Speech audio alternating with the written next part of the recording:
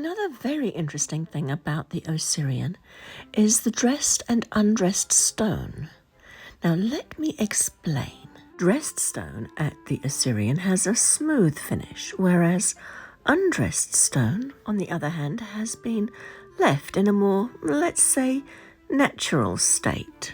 So let's look at a few examples. We've got dressed, undressed, dressed, undressed, dressed, with undressed next to it, and another one with dressed in two places, the ceiling and part of the wall, with undressed in the other part, and dressed and undressed here, as well as dressed and undressed here.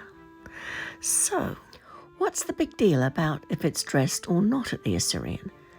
Well, it's interesting because the place is obviously partially dressed, and this is one of the reasons given by archaeologists for it being an unfinished site.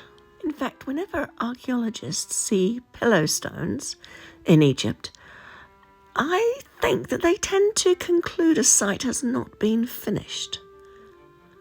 The central island of the Osireion has been completely dressed, and one wall on the outer wall has also been dressed, and also inscriptions carved upon it in places.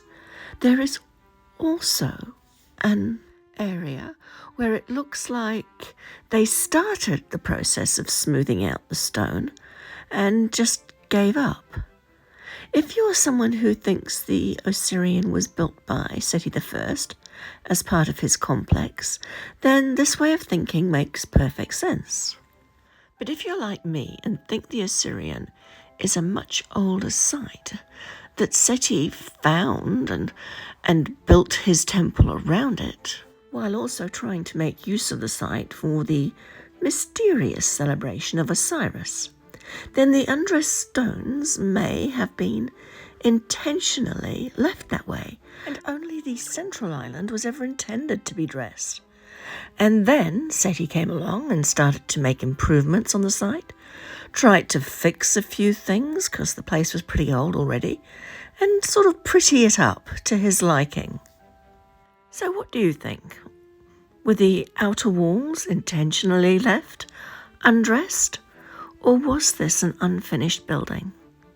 I'd love to know your thoughts on this, so please leave a comment